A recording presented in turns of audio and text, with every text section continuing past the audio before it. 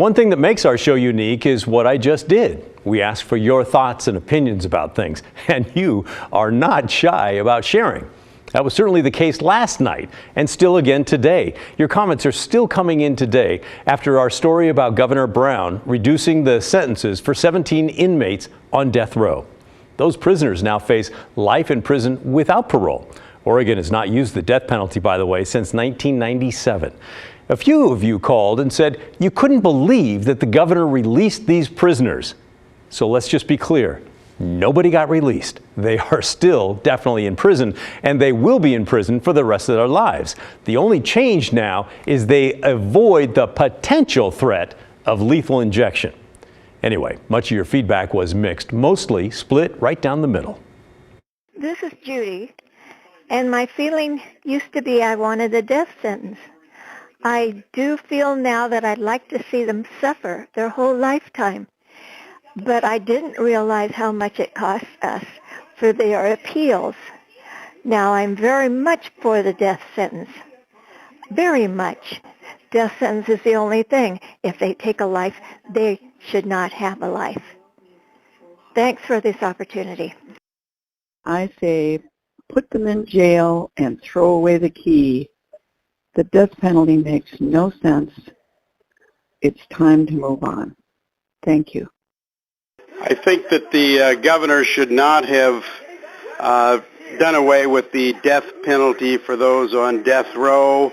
If she felt strongly about it, why didn't she do it a long time ago when she was in office? And to do that, it's just apparent that she wanted to avoid any political effects from that, and I disagree with her decision at the 11th hour of her term as governor. Hi, my name is Maria, and I want to make a comment about the death sentence deal that Kate Brown has changed, and I agree with her. I really do. I think the death sentence is just stupid, and it's not right, and it should be taken away. All right, that's my thoughts. Thank you. Thanks to everybody who's sharing your thoughts. A few of your comments mentioned rights, and today the state does have the right technically to put someone to death. That's because of the will of the voters who reinstated capital punishment way back in 1984 through a ballot measure. It was called Ballot Measure 6. It won by 55% of the vote. And several others of you said the governor does not have the right to do something like this because the voters approved the use of the death penalty. Yeah, I'll make it short. This is Carlson. Yeah, I don't think the state has the right to commit murder against anybody. So I'm opposed to the death penalty. Thanks. I live in Sweet Home, Oregon, and I have a comment on the commuting of the death sentence by the governor. You know, all the other arguments and information aside, the governor should not have the right to impose her opinions on the people of Oregon. The people of Oregon voted to have the death penalty. She does not have the right to just use her own power to dissolve it. I hear you, Gary, and a lot of folks out there feel exactly the same way you do. But in fact, the governor does have the right to commute any sentence she wants, any state charge except for one, treason.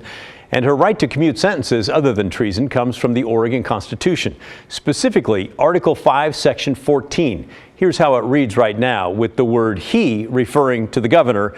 And yeah, we agree. Someone should probably go through and update the pronouns in Article 5. Okay, at any rate, here's what it states. Reprieves, commutations, and pardons, remissions of fines and forfeitures. He shall have the power to grant reprieves, commutations, and pardons after conviction for all offenses except treason, subject to such regulations as may be provided by law. So whether or not you think the governor should have commuted the death sentences of those 17 inmates, she definitely was well within her state constitutional right to do so. Also in our mailbox last night, our voicemail, someone who was previously involved with the criminal justice system. I'm a retired circuit court judge.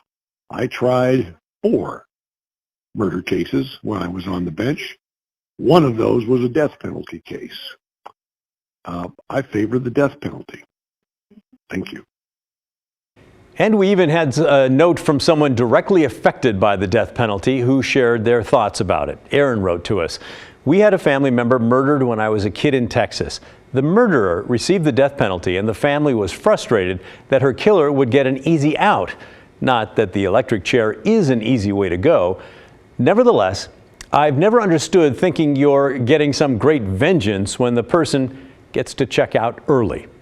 And that is just scratching the surface of all of your feedback from yesterday. So keep it coming. We love reading your emails and listening to your voicemails. What do you think about some of what we've just shared with you? Any of this feedback change your mind? Let us know. Send us an email to thestory@kgw.com or call and leave a voicemail, 503-226-5090.